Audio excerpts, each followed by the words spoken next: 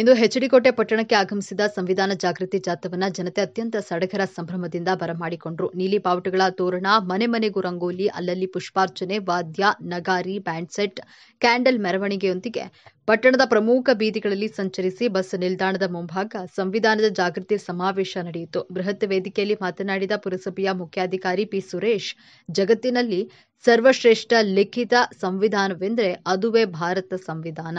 ಈ ಸಂವಿಧಾನ ಬಾಬಾ ಸಾಹೇಬ್ ಅಂಬೇಡ್ಕರ್ರಿಂದ ರಚಿತವಾಗದಿದ್ದರೆ ಬಹುಶಃ ಭಾರತದ ಸ್ಥಿತಿ ಎತ್ತ ಸಾಗ್ತಾ ಇತ್ತು ಎಂಬುದನ್ನು ಊಹಿಸಲು ಸಾಧ್ಯವಾಗುತ್ತಿರಲಿಲ್ಲ ಅಂತ ಸಂವಿಧಾನದ ಮಹತ್ವವನ್ನು ತಿಳಿಸಿದರು. ಇದೇ ಸಂದರ್ಭದಲ್ಲಿ ಜೀವಿಕಾ ಕಲಾ ತಂಡದಿಂದ ಅದ್ಭುತ ಕಿರುನಾಟಕ ಪ್ರದರ್ಶನ ಕಣ್ತುಂಬಿಕೊಂಡ ಜನರು ಮೆಚ್ಚುಗೆ ವ್ಯಕ್ತಪಡಿಸಿದರು.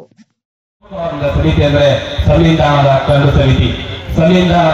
ಸಮಿತಿಯ ಅಧ್ಯಕ್ಷರಾಗಿ ಬಾಬಾ ಸಾಹೇಬ್ ಡಾಕ್ಟರ್ ಬಿ.ಆರ್. ಅಂಬೇಡ್ಕರ್ ಅವರು ಅಧ್ಯಕ್ಷರಾಗಿ ಆಯ್ಕೆಯಾಗ್ತಾರೆ.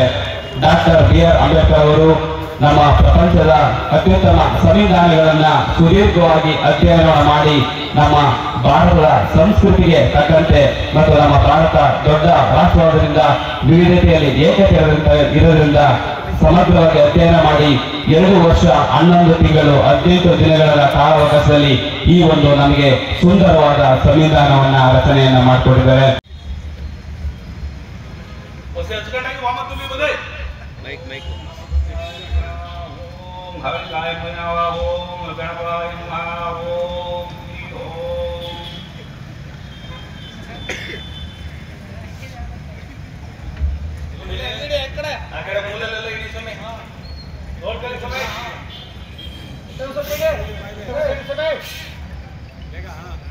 ವಲಯ ಬಂದಾನೆಂದು ಒಳಗಡೆ ವರ ಮಾಡಿ, ವಲಯ ಬಂದಾನೆಂದು ಒಳಗಡೆ ವರ ಮಾಡಿ, ಡಡ ಡಡ ಗಂಟೆಯ ಬಾರಿಸುತ್ತಾ ತರುವಿನ ಕೋಪವು ವಲೆಯಲ್ಲವೇನಯ್ಯ.